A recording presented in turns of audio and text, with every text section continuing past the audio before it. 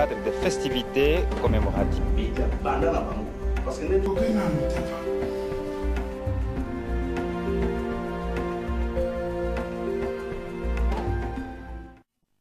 Nouvelle-Jérusalem, où nous sommes dans le cadre des festivités commémoratives de l'anniversaire de la naissance et plutôt de la mort de Papa Simon Kimbangu. C'était le 12 octobre 1951 à Lubumbashi.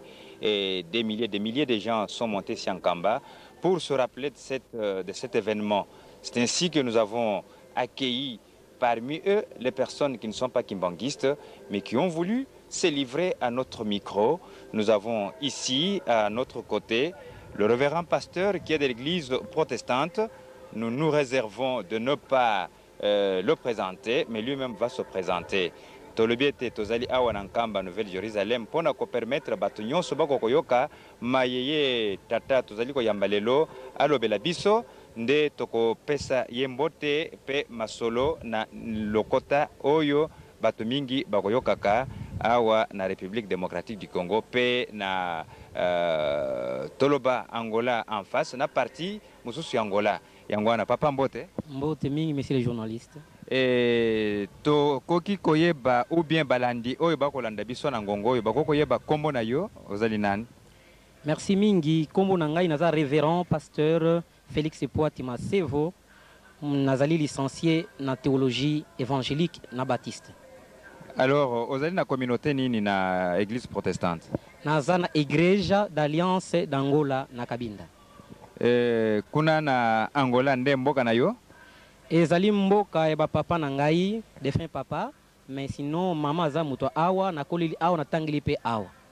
Question de curiosité, est-ce que tokoko yeba mbula nini obotama?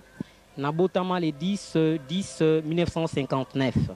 Alors papa pasteur eloko nini omemio awa na Nkamba, puisque ezali raro komona bato balati pembe boye kolo yokozalaka awa na Nkamba te pe bayaka mingi te, mais yo ozali awa oti Angola kuna musika na Kabinda okomi awa nini ememio awa na Nkamba? Eloko meminga awa ezali nzamende a recommandé nga na koya awa. Nandimaka te na vie na ngai que ngai na koko koma Nkamba. Tina sala betili théologie na silisi nazaki kolinga kutu koyoka makambo ya kimbangu te. Nazalaki tellement méfiant na église oyo. Malamu yebisanga église mususu me kimbangisi te. Pona zaki komona ki bazako sambela nzambe. Mais ezalaki na 1999 ezalaki na mois de septembre. Omonaki ete bazali kosambela nzambe ou bien bazali kosambela moto? Tango nazalaki na lere wana namonaki ki bazali kosambela ka bato. Nazalaki intéressé kutata mokene église kimbangisi te. Alors na 1999 ezalaki na mois de septembre na Lundu Matende na monaka première vision papa Simon Kimbangu aye ko bimela ngai na ndako naza kozwa bato ebele bayebi na Lundu bayebi ngai très bien. Na Lundu Matende ezali wapi? Lundu Matende na camp ba réfugié. Na Angola? Na awa na RDC. Na nzela ya Nsioni. Ozokeni batambengi. Bayebi ngai très bien. Alors na fandi wana na saki presque 3 ans na muli papa Simon Kimbangu ayeli ngai abimi yo zoka batu awa est-ce que mulimo santé ezali nani? Mulimo santé ezali Yesu Kristo. Yo zo mulimo santé yo ezali nani? Ebisinga ezali ngai na chaki tembe. Makambo ebele bisinga ngai me na boya kiko yo pona ko préparer doctorat na kende poto na mona ki kena ki église Kimbangisi na ozomona izaba recul. J'étais obligé na ibisa makambo na pasteur Kimbangisi na kende ki na bwende. Église moko Kimbangisi za wana na kutana na pasteur azalaki wana na ibisi tala makambo na mona bi akene na Nkamba kabina Nkamba soko na kekuna ezoko pesa ngane ti perturbation parce que ngai fana ki ngosala doctorat na ngai nazana souci kosala 2 ans doctorat comme ça nazana un peu tranquille na musala nazo sala na boy na ngokende Nkamba ibino bo me transmettre makambo et pas mo konzina bino ezaki na 99. Sikoyo tango ba transmettre commission ndenge nini poete ozalati awa eloko nini memio penza puisque ozalaki opposé omoni makambo ndenge utikoloba mais nini tindio lelo lobete en tout cas en dehors ya onyoso na moni malamu na kwa Nkamba. Alors papa Simon Kimbangu ayebisa ngai ke yo lokola osokolinga wi makambo nazo kobisa yo te oyo komona etalinga bi malamu na mona parce que na sali ba quand même na biso mbongo ebele na classe suna kina Kimbangiste tana ngai koki fanalia mina sikonga na kilisuna kizi Kimbangiste na kozonga susima na mona ki yango izaba régression na boyaki. Alors tango sikoyo na longwe na mona ki ke na komaki tango zonga na mboka oyo ba papa na défunt papa na kene kisiko na Kabinda. Tango na komi na Kabinda pona préparer na zwa pona za ba correspondance na Poto na Brésil bebisa ngai falo zwa canal par Angola. Pona koma facilement na Brésil pona sala doctorat tango na komi siko na Kabinda na côte na église protestante on a tangi bino alliance d'Angola tango na komi kuna nazaki pasteur du district nazaki le premier pasteur na niveau ya Kabinda, azaki licencié oyo yebi théologie na science évangélique et puis baptiste. Kuna ba licencié bazati. Alors nazaki obligé na pesa cours ya théologie ya homilétique na pesa cours ya histoire de l'église na ITEC ya Kabinda. Mais na mona ki ba correspondance na bango ezaki malamu na ngai tozako yoka na te ba cours mosusu parce que hébreu na grec bazako yeba ngote bayebi yangote. Alors bazako mona hébreu ezaki makasi to bako yiko landa guru hébreu te ngai biso bolindo na hébreu te boko ko licence te. Wana so bolanda boza théologie kaka bosa latina gradia. Alors babi que non faut kaka osala kaka net à l'école biblique. Na yoka na bango te. Bon na ba projet nga mosusu na lungaki na bango na école wana. Alors na yetaki na le 4 avril ya année oyo na lali 1h du matin parce que mba pour la deuxième fois. Tanga bien mais pour nous tungisa kaka ngai uzulanda landa ngai bakimbangisi basa ibele lukata kimbangisi mususu abi yo kaka parce que yo uti na église mususu tango ko véhiculer message yo bakondima ke ya solo makambo zulu beza ya solo poso nefisi mwana na ngai bakondima azaki mbangisi te o bango bazaka na bango kaka ndengona yango na ebisa to sa ko solanda 1h du matin ti à 5h du matin alors s'il vous plaît makambo za kuna abisinga livre za kombo doreki makambo ebele à peu près 80 pages nyonso zali kuna ba église nyonso za kuna treje kola on iza kuna ebimi ndenge nini schéma kuna 26 bimi ndenge nyonso ezali kuna alors soko ta livre wana okokamwa na zuya ndenge nini. Alors livre wana ezali wapi? Livre wana tukutana na papa lobi il fallait siko izala imprimer parce que makambo eza kuna ezali belé abino kona zako ba étranger ba paya so na taminga ko na yo tekende au salame quelques jours ozonga na camp pour imprimer livre ne bima po esenga ike il faut ekende na tous les continents makambo eza kuna ko ba église ba vraie religion. Et dans l'article 5, 19, 21, et Zakuna, pour nani papa qui a côté l'église qui m'bangi, c'était pour la première fois que na Kabinda, premier dimanche na Keneko les 5, na mois Oyo. Alors on a bien que les catholiques bazalaki, les protestants bazalaki, les assemblées bazalaki, les branham bazalaki, les bondéouj bazalaki, les 26 bazalaki. Na pas poser question, na répondre bien au na Bible, ils ont na mon côté. Et ça va te voir que na mon côté na Bible. Na tant que ils les 5 on a sagi conférence na église qui m'bangiste na Kabinda. Alors bazalaki on a yebi.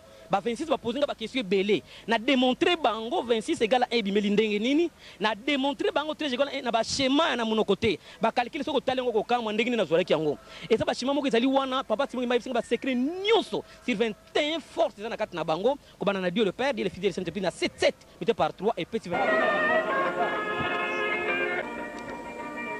On peut aller? Bon, papa pasteur, oti koloba makambo ya mukanda oyo ezali na makambo nyonso. Mukanda oyo kombo nango ni lisusu?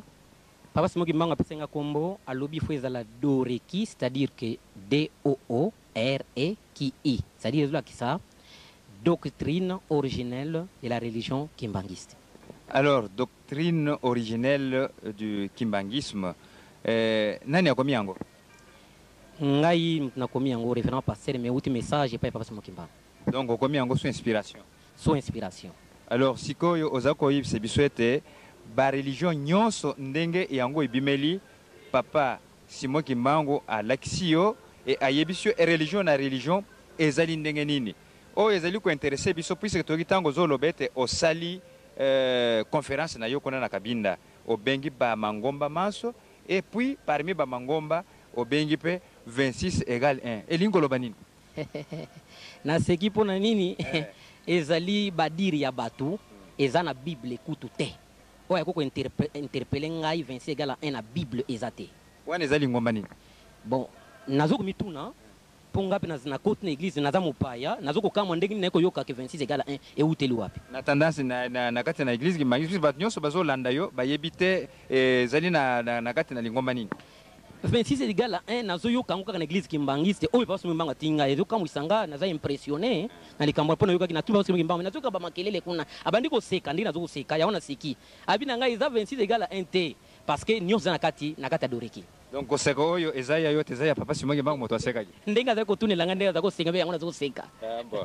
Alors papa siko tango balakisio na shema ndenge yango yelaki puisque tango zoli koloba balandi bazali mitema likolo azali koloba me alobite azali koloba lobite sikoyo to pession zela loba elingo loba nini euti wapi ndenge papa Simoki Mbango alexakio po ngai pe na papa Simoki Mbango ngai pe nazaki tembe nazaki na bimse ki makamno sur théologie nyot na sisa ngai ke yo sali licence à théologie ngai na sali licence te mais nazo so makambo oyo kana na vina yote kabi makambo nini okena doctrine église nazali homilétique nazali iso de église place no ko bomba ngai Calvin to zwingle to papa oyo ko bombela ngai abandi koseka ngai bina ko biso vérité ya nyonso ya église na ngai na mokili mobimba sango oyo faut que na Amérique na Europe na Afrique na Océanie pe na Asia ngana bisi meza lourde tâche abina ngeza lourde te eza moke tango bakoyoka ngo bakotia te bakoyoka vérité likambo bakondimela yango alors tango na yeki kozwa message ya 3 égale à 1 ngana bisi mais 3 égale à 1 ebimi ndenge nini abandi ko décrire ko démontrer ngai yango bande ko na ngai ezali esengo mingi ndenge bozo interview soki na sobo zalaki wana bringa bo prendre nga témoignage 3 égale à 1 et outi bini moko boza bakimbangiste ngana za protestant donc na famille na ngai ata moko aza na église kimbangiste azate alors na kota na église kimbangiste te ke na kiko kota na ndenge ni salaka mais ayebisi ngai tala tuna bakimbangiste nyonso pona nini papa ki solokela bota mu 1914 na yebisi boyebi pona nini papa dialungana kalbi dialungani ayiko bota mu 1916 abota makikaka pona nini papa diangene bota mu 1918 bakimbangiste ayi bisanga ibo pona ni bataki kotela maka papa kisolokele na kati papa dia lungana na ngambo oyo papa dia ngena na ngambo oyo différence wana pona nini eza na schéma doriki 3 égale ebimeli kaka na kati na bino eza ya kala eza ya lelo te bokomi kotia ba makelele ya pamba e bandaki utabiso tozala na mokili emizalelaki déjà bazaki kosala transmission oyo tango ne koki apesi oyo tango ne koki apesi na kolekisa bino likamoko moke et outil 3 égale à 1 botala malamu bino bakimbangiste na 1887 naissance papa Simon Kimbangu boyebi yango asalaki mbula boni na vie oyo na musuni oyo bosala calcul bozui plus date papa Simoni papa Dialungana na naissance et puis na mort na ye mbula boni asalaki bokomona ekopia bino total bango surtout misatu na yimo papa Simon Kimbangu ekopia bino 301 bosala calcul date ya papa Kisolokele, date ya papa Dialungani, date ya papa Diangenda. Bokosala calcul papa Simon Kimbangu bomoni kopia bino 301. Bokozwa maintenant na kozwa diviser pour kozwa 3 égale à 1, il faut oyate abenga minzambe, il faut azala na 10 lettres s'il vous plaît. Il faut azala na 10 lettres, so que 10 lettres na non na yete azanzambe te. Nazo ko reprendre. Il faut soit 10 lettres pour benga yenzambe à partir de 10 lettres to ko benga ko diviser 300 wana to be copier égale à 1. Pe ba yebisa ki mbangisi so bolandi be botala bien ba Bible nyonso eza ko ba révélation papa dia ngenda apesa ka bino 300 ans na likambo moko boye. Boko vérifier mikanda na bino alabaki na bino chaque fois 10 ans l'église ki mbangisi y a un problème. Boyebi yango ngana sambela kuna teme ngai nazo ko pesa inspiration pour so ki mbangu. Bota soki za analogue na ndenge bomonaki papa dia ngenda ko bikula kabino bozo siko papa Kisolokele azana 10 lettres bosala botango Kisolokele Dialungani 10 lettres Diangenda 10 lettres et pesi 30 yango mona boso ngimbango asala ki 30 ans de prison ezala ki te kolinga pona nini asala 30 ans asala 25 ans 20 ans mais 30 ans c'est azaki kozela ka lettre à répondre lettre moko na inani allez-y azako répondre na lettre moko na inane yango esalaki 30 lettres et koki na bana misatu yango na salaki transmission bandeko na ngai bozwa Yesu Kristo bokoma Yesu Kristo azasu na 10 lettres et pesi 40 yango monaki ke 40 jours bana Israël na Égypte 40 années pardon 40 jours Jésus-Christ tangazaki na kati ya zamba kosambe pona ni bana Noah na kati na nzaza kuna toujours 40 pourquoi 40 kaka 25 te 20 te 15 te protestant to yebi 40 to yebi yango catholique ayebi assemblée ayebi partout mais pourquoi kaka 40 likambo eza na 40 wana sali bozwa 10 lettres papa Yesu Kristo papa Dialungana papa Kisolokele papa Diangenda bomone pied 40 naza koya alors na tango sikoy papa Simon Kimbangu ko sala 30 ans na prison atikila ki bakimbangiste 10 ans na ebité so boyebi yango so bobo sana atika ki 10 ans pour la construction en kamba pour makambo chaque 10 ans likambo na église kimbangiste ya on a peut-être exemple na 1921 naissance ya église kimbangiste bo ça plus 40 et puis il y en a combien indépendance ya RDC to yebi yango bitu mokili mobimba après 40 ans papa Simon Kimbangu abotami lisusu na papa ya Simon Kimbangu kiangana toyebi yango biso to epesi 40 ans yango na kitango ekomaki na temps wana il fallait papa nani papa dia lungani azela tiko kuksa 40 ans pan a transmettre yango epai na mo yazu mosala yango bozoko mona zako zela poni akomina mukolo poni na komina 85 ans mais azoko kwende kukufa te azoko vivre kaka na teko kuksa 40 ans soki kokaki te mbela zaka katile loyo ande konanga mbela zaka tiko kuksi 40 ans pan de poche basel transmission na papa Simon Kimbangu kiangana na kone montrer bino tango bosali 300 wana 1 wana divisé par 10 o était pas Simon Kimbangu na 30 ans na prison 10 ans etikalaki apesa kibino po botonga bo diviser kopesa bino 3,1 bon ça la calcul bino news bakimbangisa la oza wapi oza na coin nini ça la calcul bon ça la 301 divisé par 10 et kopesa bino 3,1 ezali pe na Bible bande ko nanga likamuna zo bezali na te na lingona nga binanga tanga na Apocalypse chapitre 11 verset 11 boko tala na Apocalypse révélation chapitre 11 verset 11 boko mona makambo misatu za kuna et surprendre ngana tu mais alors pourquoi 26 est égal à 1 26 est égal à 1 oui na yebi yango 26 égale à 1 na yebi yango mais ezali sur le plan spirituel ezalité bande ko ngai na démontrer a ebisi ngai tala botanga na Apocalypse 13 18 apesi ngai explication papa qui solokele aboto 14 boko sala calcul. Pourquoi vous avez 16 papa Dialungani, papa Diangenda 1918 ezali transmission à partir à Noah. Ce que vous avez calculé, beaucoup de gens ont sabino, vous avez fongola la Bible na bino, ezateke na munoko, albina munoko. Beaucoup zoa date oyo. Naissance papa qui sont locaux ezalaki beaucoup zoa 1260 jours. Il y a persécution des peuples de Dieu. Bamitungi sambalata ki basaki. Bon tant Apocalypse chapitre 11 verset 3. Tangu Noah akota parce que Bible lobi ke makamete na tangu Noah ekozala na tangu na biso oyo yango ezali ko sala malelo yo ngana yo bozwi 600 ans Noah azalaki na yango po ya kota na déluge azalaki na 600 ans biso to yebi bosi calcul bokotanga na Genèse chapitre 7 verset 6 bokotala lisusu na Genèse 7 12 na tangu Noah atindaki liboso corbeau akende aino kota soki maeka oki koruba ke olieni akena ye apesi kutata résultat moko te deuxième fois atindi la colombe to benga ka molimo santo église la colombe molimo santo atindi ye akei ayena sango ke mai esili na noté ezalaki 7 jours après boko sala plus 7 boye le surtout atindi pour la troisième fois atindi pendant 7 jours après boko sala plus 7 et qu'on Sabino 1914. Pour nanini, to changer jour na année. Bogotala na Ézéchiel chapitre 4 verset 6. Kalubi ke kuna a révélé qu'il nous avait révélé que Ézéchiel que toko zoa jour et comme année. Na 4 verset 6. Bogo comme bogo pas date ya papa qui solokele. Bogotala 1914.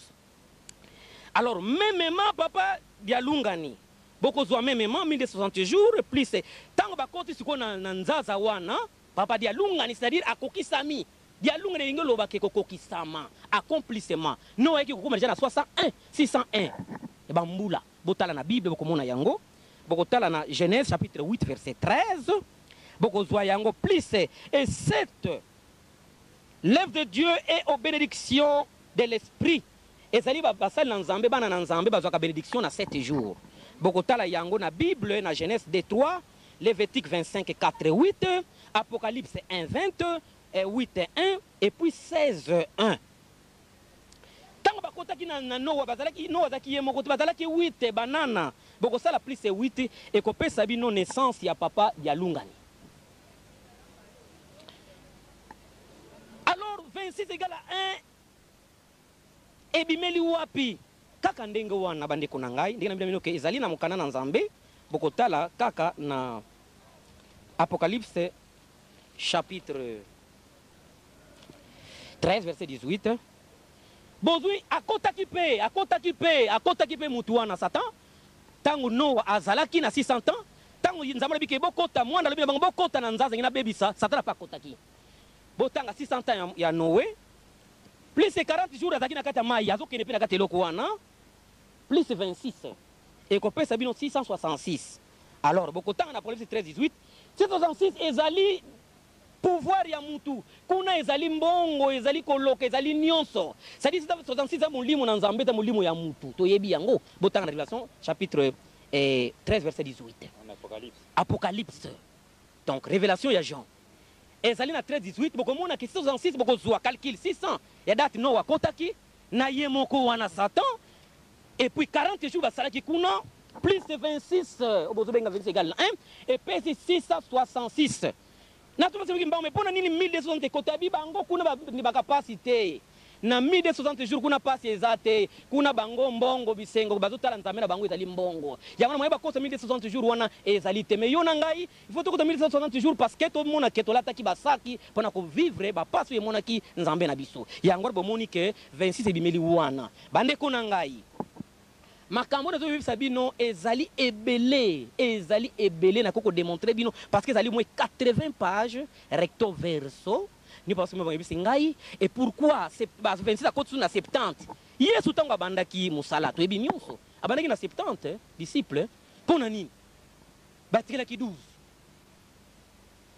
atuni parce que pona batikela 12 ngabi na yebite mais abina nga batikela ki 12 pona nini parce que ba muso bataki bazotambla na roi il faut zapper na mbongo tobi ko zotambla na roi komi na mvuama komi ko tambla ba camion komi na ba mbongo ebele tamba ke ko bamoni ke oh rythme muso za kuna balobi ki awa mbongo ezate il faut se le sentir so kanisa ki to compte na groupe oyo tokomi kobika tokufa susu te orkende bakimaki mpona mbongo yango wana bazali mpe 26 kuna na kati ngana pasi mbao mepona nini ba 26 bazalaki na nkamba 26 bazalaki na nkamba mais bango baza 26 te bamusu bazalaki wana bayelaki mpona mbongo ntango bamoni ke mbongo ezali susu te bakaba privé bamakambo wana alors bango bapengwe.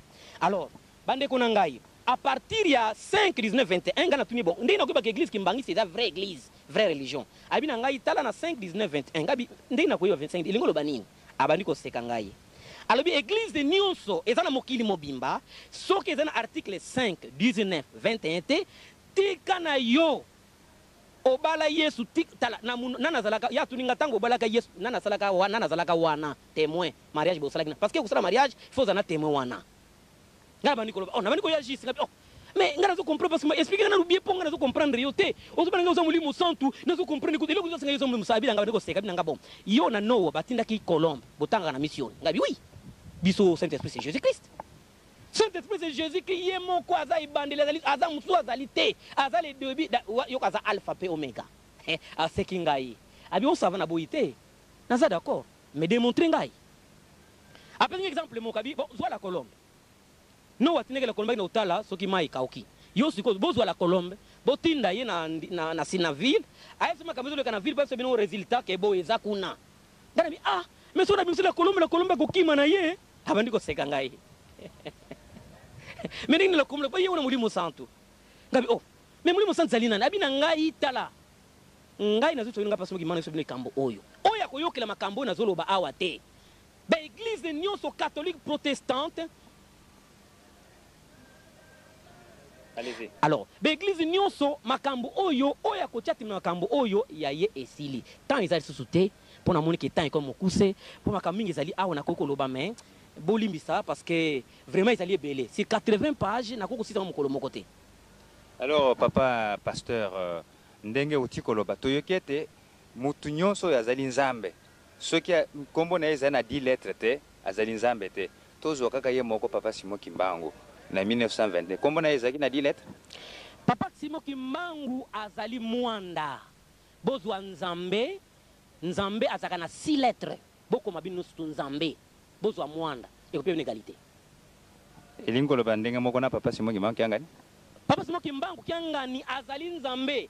Pona nini akomi nzambe parce que asali incarnation. C'est-à-dire auti na Simon Kimbangu ye moko na tanga mona qui passe ti na 51 il faut la transmission 30 ans et coquille.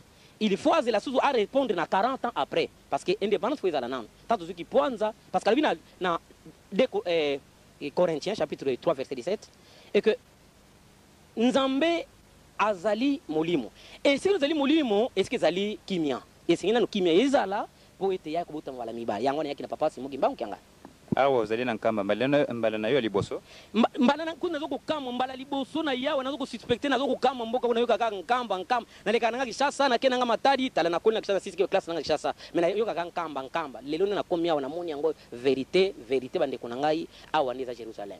Donc impression ni nous nango toyiko lobiete ezali Jerusalem mais lelo yo zako nyata makolo na yo nini penza ekamusio eloko impressionné nga d'abord ezali kotala masse ya Nzambe ndenge bazali kotosa ndenge Bible azali koloba et puis baza na esprit te ya kozala égoïste baza pe na esprit ya kokabola pasi na moninga likambo ne touche nga makasi parce que Bible dit que avant o tosa Nzamba mona na kate et sengelo mona no mona tosa muto zali komona na miso na ozo mona na miso na yo mais vraiment impressionné nga makasi papa pona uti l'église ebele me na mona nanu te na uti na literienne ba yebi ngai na literienne ba yebi ngai za na kabinda literana ba yebi ngai donc ba bosa nte bazomona makambo ba kokamwa ndenge na komele awo okutani na papa Simon Kimbangu kiangani mbala liboso okutani na ye na kanisi mbala liboso nakutani na ye sikoyo impression na yo eza ndenge nini tango ozali en face ya moto oyo omoni mbala ya liboso oyo azali kokamba église kimbangiste yo tiko pesa ba démonstration ete église 3 égale 1 église kimbangiste nde tomoni ke boso ezali kone mais tango okutani na oyo azali kokamba yango boso laki lobi impression ni nobimi nango ozana nango pe sikoyo donc impression et marqué nga makasi pona ni d'abord azali Nzambe pona ni azali Nzambe c'est-à-dire que simplicité ezana ye na mona ngona noté aza koyamba mutu nyonso muke mukolo koko mwana azotala te ko aza kimbangi c'est aza koyamba likambo ne tomona kana église na biso te ezalaka te mais liboso église biso na moni ko aza simplicité parce que Nzamba za simple donc na azwi ngai to sololi na ye à l'aise kutalinga ko ke ngena kenga na biso papa kende po era église ko kita to solola ka te papa kende e kamusa kingai pona komona ke mutu ya lolenge wana ayambanga na utina ngani l'église mususu ayebinga kutu te mais première fois mais ayaminga koleka kutu ba mususu amonana na mokilité. Est-ce que ba mususu bazo expliquer ko lobete ezali fanatisme puisque ba leisio kitoko awa na nkamba yangwana ko mi bilobela pasteur Mobimba est-ce que ekoko zala na ndenge wana te na lali d'abord boye bakabena baye bakangoma lamu ke lali banda na sali même pas kolia o nazo kolia grâce ya groupe na yakinango ata mutu mo protocole moko te ayo pianga biloko kolia eza fanatisme te pona zwa dare ngana ngisa doctorat mana kenanga doctorat ba yebi ke na licencié na kenanga pote zwa doctorat na ngana lia na nga bien mais na ndimi ko ya kotala siko na za ndenge na za awa eza peu de choses te papa pona kotala mbongo na baby si na classe ko vous $150 par trimestre na institut supérieur na théologie to futaka na une année to futa $450 pendant combien de temps na licence maintenant sur le doctorat bon papa besoin de bali apé mais na yene église kimbangi papa ezali kambo ya kusakana te moko atinda kinga awa te moko pa yebi na bango ngawa te na zana tana ndeko moko ndeko soko tokomi na kati na Nzambe tokomi bandeko mais na yebi te muto kolo banga ngana yebi awa azate alors papa mingi bakolo bakete depuis ba papa misato papa kisolokele o ituko tanga papa dialungana pe papa diangenda bakenda elingo lobete nkamba eloko tikalite sikoyo uti musika na kolo na yo ba ya solo ozali mopaya na kati na eyamba ya tata Simon Kimbangu tango ye est-ce que omonike eloko ezana kati na nkamba ya solo soko monike eloko ezana nkamba tu ozana ba ozo avizina likamususu soko ozo vizina ka matériel mususu wana pona wana ndukolo ba keloko ezate mais na ka spirituel ba mandeko na nga makambo ebomba mi awa ngai na uti na yembala liboso na moni makambo ebele secret ezali awa po oyeba yango foza na spirituel kaka soko zana musuno koyeba makambo zoleka awa te makambo ezali ezali makambo minene eza kosala mape koya kosala makoleka lisusu koleka otomoni lelo. Alors papa pasteur na kanisi zo kenda na suka ya masolo na biso oyo ndimi kopesa biso na yebite yo moto oye awa na nkamba mbala liboso pasteur protestant baninga na yo bazali banda Matei oyo tikoloba on dirait que ezali beaucoup plus orienté na bakimbangiste puisque balekisio makambo ya ba 26 balekisio ya 3 elingo lobete problème ezali na kati na lingomba ya tata Simon Kimbangu poete oko kozongisa ngo na nzela ndenge wana eza tala beglise na lobaki église nyonso eza na kati ya doreki na lengole église moko te ezala kuna na protestant pona nini ngana tiki protestant soki ngana koko tika prezali papa ezali kambo pona ko ndima tina sali licence ngana ko fana na église na ndima kite papa soki bo mona lobi église mo c'est à dire que papier ezali mulai na lobi catholique ezakuna na lobaki bien protestante ezakuna armée d'Israël ezakuna assemblée ezakuna parce que na tango luthérien Martin Luther King autaki na catholique makambo eza kuna na ba encyclopédie catholique eza kuna sopo fongola na 367 pages na Rome makambo eza kuna na kati eza na doreki na yebisi bino kitango nalobaki makambo wana na kabinda ba prêtre catholique bazalaki suspecté baza kolukanga na ndoko na fandaka na ndoko kuna na ba pasteur apôtre mais ça c'est comment il a trouvé ces histoires nde avinga bo église na biso c'est que ba komi il y a le bosninga kusala pona biso eza na page boni eza pepe na 80 recto verso 80 pages 80 pages bon sikoyo papa nakanisi tokomi na suka ya masolo na biso conclusion liloba nini okopesa na baye nano banyati mabele oyo te bala liboso oyo nano bakotani na molimo mosanzo te papa Simon Kimbangu Kiangani oyo pe baye bazali sima na yo bandimi nyonso en général baye bazali kolanda yo na ngonga oyo message nini oyo kokopesa bango mpwete ola musaba oyo bazaki na pongi ya boyinga ola musibango ba oyo pe bayebi nano te bakokoyeba ba oyo bayebaki boyebi ya muke basosola a partir ya maloba na yo nini olobeli bango mpwete tosukisa masolo na biso.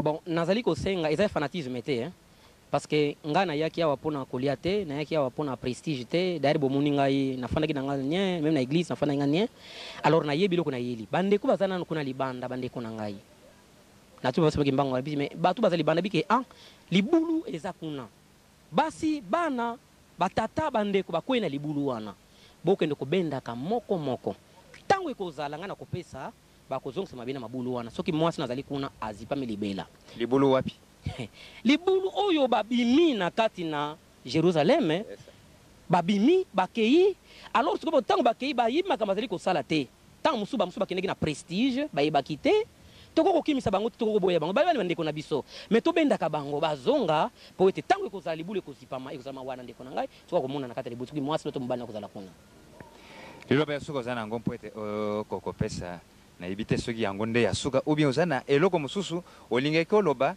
mais na masolo omoni ete na mituna na ngai rencontrer liloba wana te nini okokoloba oyo olingaki oloba sanke totuna yo bon eloko moko kaka na ngai koloba oyo botuni ngai te ezalaki fari na tenir conférence naza capable ya kotenir conférence na ba église nyonso ezala oza docteur en théologie osisi na poto oza wapi soki tozwi temps ya conférence mokolo bakoproclame yango boya bomba baquestion na yo nyonso na bible esilisa mpo ngai naza inspiration ya molimo santo nakorépondre na question moko na bible mpe eza na monoko te mpo bondimelaki mazozo ezali ya solo to ya lokuta mpo boye okoko ndima mpe kozala miketike te na motema mpo ozali mutu mais oyo eza na molimo ya solo akosozwake mutu oyo mutu atindi ezali molimo santo papa posa ete totika yo te nazali koyeba te ndenge bamosusu bakolobaka soki ozalaka kwanga nde bakimbangisa bale yo basilisi yo sikoyo mais na mokuse résumé nano message papa Simon Kimbangu apesaki mpo ete oyo bakokenda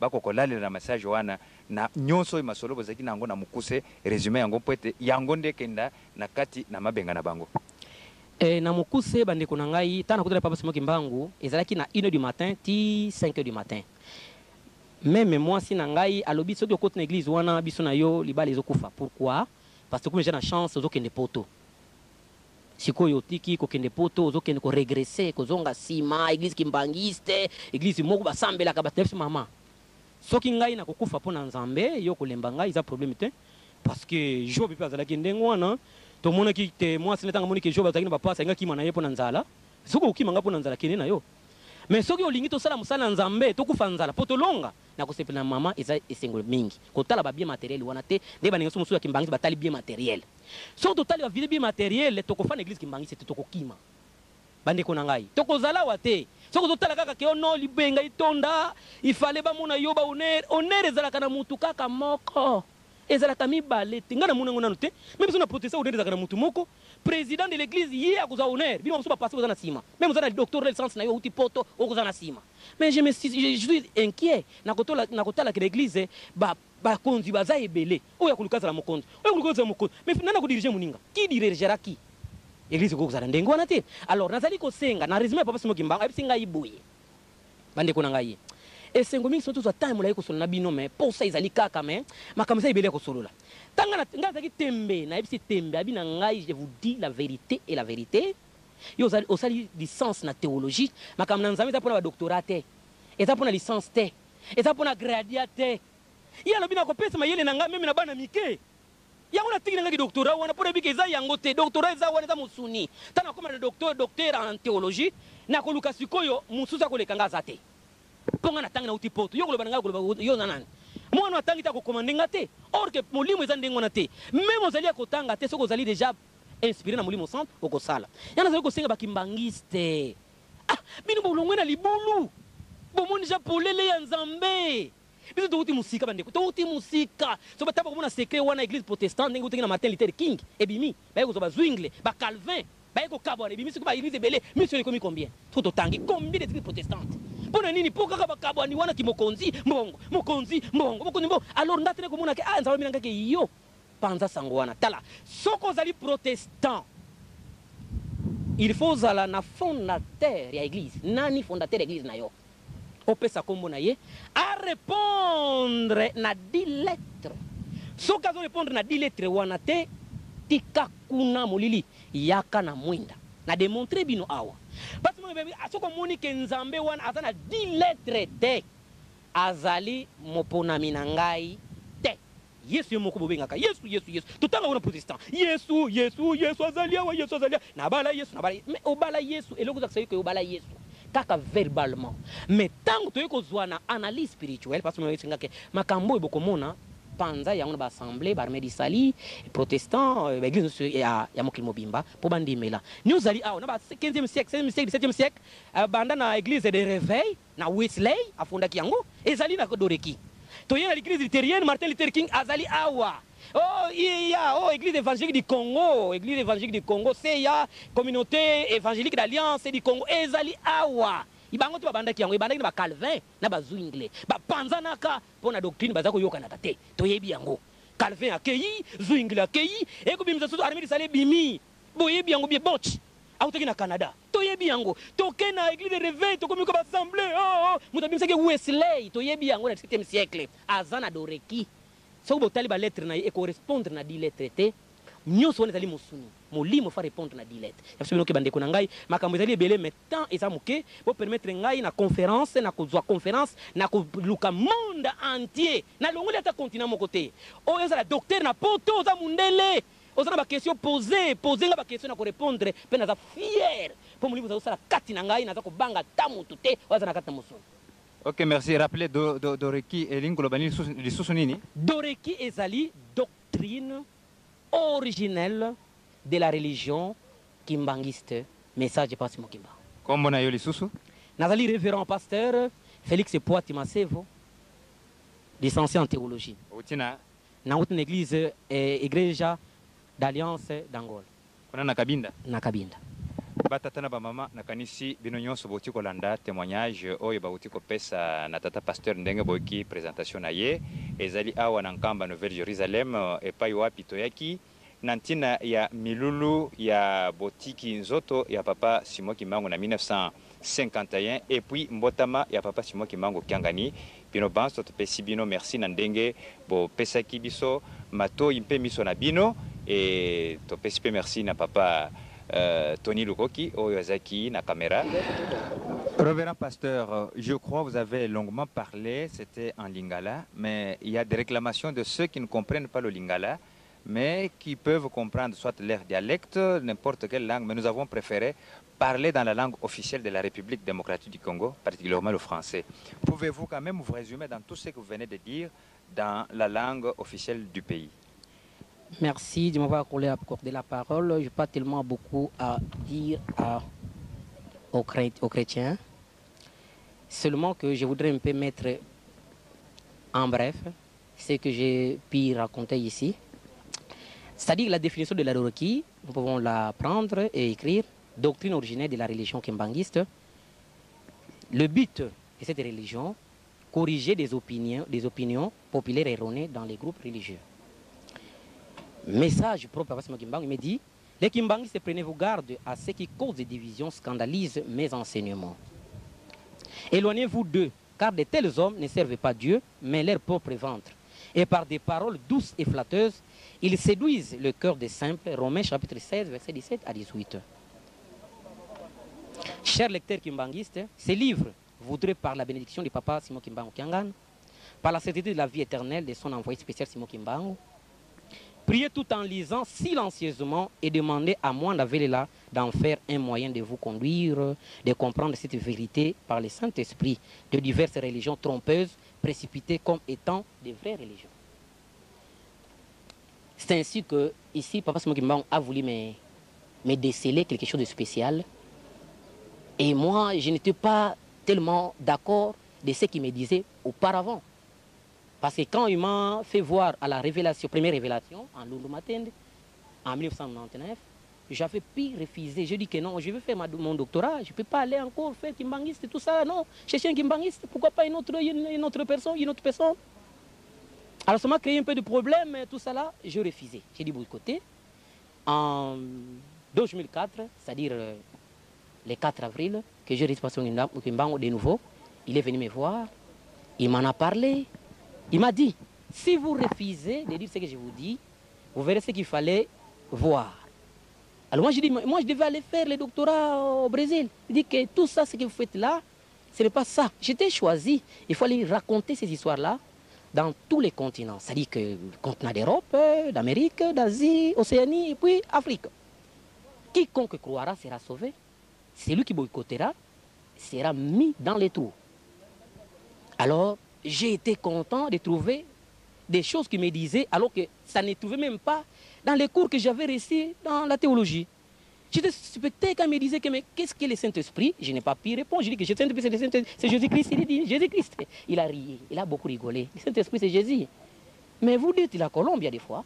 Moi, je dis oui, la colombe, parce que le jour J, Jésus était dans les Jourdains, et il y a eu la colombe. Alors la colombe, c'est celui, le Saint-Esprit. Je dis non. Il dit, mais la nature de la colombe, nature. Je dis, bon, c'est un oiseau. Donc, on peut dire que le Saint-Esprit, c'est l'oiseau. Oh, j'étais suspecté. Je dis, non, c'est pas l'oiseau, mais alors c'est qui? Il me dit que c'est une personne. Quand lui dit, selon Jean, quand il dit, nous prenons la Bible, le Saint-Esprit descendit sur lui sous une forme corporelle, comme une colombe, et une voix fit entendre du ciel, « Tu es mon fils bien-aimé, en toi je mis toute mon affection. » Il est descendu, c'est-à-dire il, c'est la troisième personne du singulier, sur lui sous une forme corporelle comme une colombe, c'est-à-dire que une voix fit sortir du ciel, « Tu es mon fils. » La deuxième personne du singulier, et c'est Jean. Vous voyez chapitre Jean, pardon. Jean chapitre... Marc chapitre 16 verset 19. Okay. Alors, tu es mon fils bien-aimé. Et en troisième position, il dit, j'ai mis... La première personne dit singulier. Donc, ça donne j'ai, tu, il. Donnez le nom de J'ai dit Jéhovah. Il a rigolé. Mais donnez le second nom, il dit que j'ai dit mon nom, c'est Jésus-Christ. Le troisième nom, en tout cas, ça restait dans le pétrin. On ne pouvait pas répondre. Il y a eu quelques silences qui s'est absolument créé entre lui et moi. J'ai essayé de lui regarder, mais il brillait. Je le regardais seulement sous les pieds, mais la figure, il n'y a pas moyen de le regarder parce qu'il était vraiment lumière. Je dis, mais je ne comprends plus rien. Il dit, mais parlez le nom de la troisième personne. Je dis, je ne comprends plus rien. Le Saint-Esprit dit que tu ne peux pas le comprendre. Essayez de fouilleter le livre de théologie, voyez un peu, ils sont de l'église. Je dis, je n'en trouve pas. Il rigole de nouveau, il me dit, tu ne peux pas en trouver parce que ce sont les secrets spirituels. Tu dois savoir aujourd'hui parce que tu es avec moi. Mes frères bien-aimés, je vous dis ce que je vis. Et s'il faut raconter, on peut arriver ici demain matin. Mais alors, j'ai dit, mais pourquoi dans cette église-là que vous me parlez, il y a 3 égale à 1, il y a 26, je ne comprends plus rien, il y a des embouteillages, tout cela dit. Ce n'est pas des embouteillages, ça doit se faire pour que le nom de Dieu puisse être manifesté dans cette église. S'il n'y a pas Satan dans cette église, on ne peut pas dire que ça c'est une église du Saint-Esprit. Il faut qu'il y ait Satan. Il me dit, au commencement, Lucifer était sorti où? À l'époque de Jésus-Christ, où était Judas? Avec Jésus-Christ, mais aujourd'hui là, s'il y a quelqu'un, il y a une personne qui interpelle à Kimbanguiste, que c'est lui le rebelle de l'église, excusez-moi les termes, ça doit se faire parce que c'est l'accomplissement de la parole. Pourquoi vous devez suspecter ces problèmes? Pourquoi vous êtes paniqué à ces problèmes? Ce sont les accomplissements de Dieu. Le Dieu est avec vous. Vous cherchez Dieu où? Dieu est avec vous, vous cherchez Dieu ailleurs. Jésus dit au nord. Il me dit, mais quand vous dites à l'église protestante, au nom du Père, du Fils et du Esprit Saint, c'est-à-dire au nom du Père, du Fils et du Esprit, d'où ça vient? Mais quand on prend la carte géographique, nous voyons que le nord, c'est tout à fait... c'est quoi? Le nord, c'est ce que nous appelons Père. Le sud, c'est ce que nous appelons Fils. L'est, il me dit l'est. Il dit, mettez-vous d'abord à l'est. Il dit, à l'est, mais c'est qui? Parce que nous disons Père, nous voyons Jéhovah. Tout le monde connaît. Quand on fait les fils, le sud, on voit Jésus-Christ. Mais quand on fait, pourquoi on ne fait pas comme ça? Père, on va comme ça et on descend, on va jusqu'à Amen. Mais il faut commencer Père, Fils, et puis on va à gauche. C'est-à-dire qu'à l'est, il y a là où sort le soleil en géographie. Tu es d'accord? Je dis, oui, je suis d'accord. Alors, l'est maintenant, qui sort à l'est? Je dis, mais c'est le soleil. Il me dit, mais alors le soleil, c'est quel? C'est la flamme du feu. Alors, sous la flamme, il y a quoi? Il y a quelle couleur? Je dis, mais il y a une couleur noire. Il rigole. Mais il y a une couleur noire. Prenez l'exemple de la bougie. Il prend la bougie, il allume la bougie. Quand il a allumé la bougie, ça fait des flammes. Après, tout au coup, il a éteint la bougie. Justement, il y a eu la couleur noire. Ah, j'ai découvert que non. C'est-à-dire, à l'est, il y a quelque chose de noir. Il dit, voilà, tu as compris. Mon fils, tu as compris. Je dis, mais je comprends. Mais moi, ce qu'on a dit à l'école, laissez cette école-là que vous me dites là. Laissez cette école-là. Ça, c'est une école charnelle. Mais ça, c'est l'école de l'esprit. Ça n'existe pas. Il n'y a pas un cours d'esprit. Vous avez tous les cours, vous avez la méthodologie, vous avez tout. Mais vous manquez un cours qui est très spécifique. C'est le cours de le Saint-Esprit. Il n'y en a pas. C'est une révélation de Dieu. Ça ne peut pas être, on ne peut pas voir un professeur de Saint-Esprit. Ça n'existe pas. Alors j'ai été suspecté quand j'ai appris ça. Ça m'a marqué. Mais alors que j'étais content de poser maintenant des questions. Ah, pourquoi 3 est égal à... Il m'a dit 3 est égal à 1. Mes frères, regardez dans l'Apocalypse, ça se trouve là-bas 11. C'est tout à fait la date de l'existence de Boss Mokimbang, papa Diangenda, papa Kisolokele. Mettez les calculs. Vous aurez voir 301 divisé par 10. Parce que Boss Mokimbang avait parlé quand il était à Diangenda. Les Kimbangistes connaissent. Demandez-leur, il te dira qu'il faut 30 ans de Boss Mokimbang en prison, plus ces 10 ans qui a resté. Tout Kimbangiste connaît. Au moins qu'il soit un Kimbangiste fondé. Mais vrai Kimbangiste se connaît que parce qu'il a fait 30, il a laissé 10 ans pour l'accomplissement de l'église Kimbangiste. Bon, maintenant, prenez 301 divisé par 10. Vous aurez à voir 3,1. Ce n'est pas ramasser, mes frères et soeurs. Ce n'est pas que j'invente ça pour inventer, mais c'est que je vis. C'est lui qui veut croire, il croit. C'est lui qui ne veut pas, il est dans le pétrin, dans les trous. Comme Dieu parle, il dit que je parle. J'ai dit, ils n'ont pas voulu croire. Maintenant, je vais parler ça à tout le monde. J'ai dit, mais pourquoi pour moi? Je suis protestant. Mais Kimbangiste, c'est des gens. Il dit que je dois ramasser les gens là-bas pour venir témoigner la vraie vérité. Parce que je veux prendre qui m'a dit que oh, voilà, il est Kimbangiste, il s'est connu avec papa Diangenda, il s'est connu comme ça là. Mais je suis connu à personne qui peut témoigner ici, qui me connaît, qui soulève les doigts. Je pense nulle part. Alors, c'est la première fois. Alors quand j'ai fait les calculs, j'ai trouvé 3,1. Mais j'ai dit, mais pourquoi 26? 26, oh, c'est l'Apocalypse 13, 18. Il faut prendre seulement la date, l'année de Noé, dans la pénétration, dans le déluge, il était soit 600 ans, tout le monde connaît. Ils ont fait 40 jours, tout le monde connaît. Et plus 26 que vous me parlez ici, mettez égal combien? 666, c'est qui? C'est le pouvoir de qui? C'est le pouvoir de Satan, c'est le pouvoir des hommes. Là-bas, il y a l'argent. À nous revoir. Merci beaucoup, révérend pasteur.